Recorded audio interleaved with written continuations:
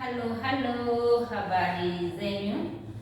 Tunataka kujifunza njia ya kuingia nyumba mpya. Kuna hizi nyumba za town, wewe una rent tu umeipata. Kuna watu wameishi hapo wakitoka, wengine wameishi wakitoka.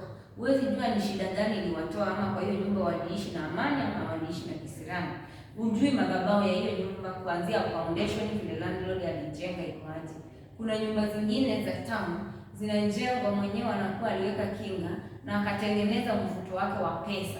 Ati mtu akiishi kwa hiyo plot asikaikosa pesa ya kumlipa rent. Nyumba kama hizo unapata, ukipata tu rent basi hautapata pesa nyingine, utaishi kwa shida kung'ang'ana mpaka end month. Tena pesa inafunguka, unapata rent unamlipa, alafu tena unakaukiwa. Sasa tunatumia chumvi. Hii ni chumvi, ni ile tu chumvi tunapika, imetoka kwa supermarket, lakini ni premium sea salt. Ni very soft na ni sea salt, inaweza kuliwa, unaweza pia kuitumia kwa cleansing.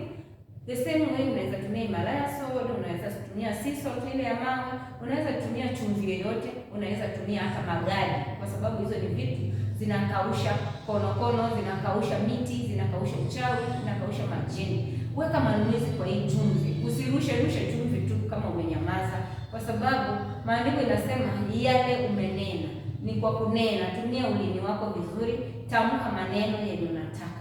Kama ni wakati sahihi wa ku-cleanse, nenea cleansing, maliza na roho, omba, weka manuizi, ambia Mwenyezi Mungu, kwa hii nyumba vile ninaingia, ninatoa maroho zote. Inaweza kuwa mtu alikufa kwa hii nyumba na mimi nimekuja kuichukua, natoa roho ya kifo. Inaweza kuwa watoto walikuwa wanangojeka kwa hii nyumba, natoa roho ya ugonjwa. Inaweza kuwa watu walikuwa wanapigana kwa hii nyumba, natoa roho ya vita. Inaweza kuwa watu walikuwa wanakosa pesa, natoa roho ya ufukara, natoa roho ya kung'ang'ana. Jiombee mazuri, kemea hizo vitu. Kama umeshika chumvi yako na uambie Mwenyezi Mungu, hii chumvi nataka kuitumia kama ishara ya kukausha chochote kibaya kinaweza kuwa hapa, ya kukausha roho yote mbaya inaweza kuwa hapa. Nena zile vitu zote unasikia utaki kwa maisha yako, nena zote. Toa hiyo bad energy yenye inakuwa kwa hiyo nyumba.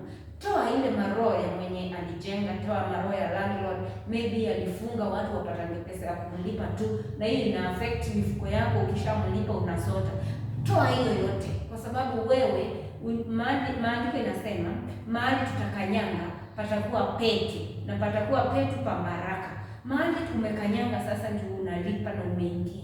Before uweke vitu zako, itishe hiyo place, nenea hiyo place, iambie maneno, iongeleshe, iambie hapa nimekuja sasa, ni kwangu, nakalia pesa yangu, na kuanzia leo maroho zote zimekuwa kwa hii nyumba, divorce zimefanyika kwa hii nyumba, kukaukiwa, kila kitu kibaya kimefanyika kwa hii nyumba, kifo, vita, kulala ukiota ndoto mbaya, ndio ninatoa. Mimi si hiyo line, mimi si wa kulala nikikosa usingizi juu ya kukimbizwa na nyoka, kukimbizwa na mbwa.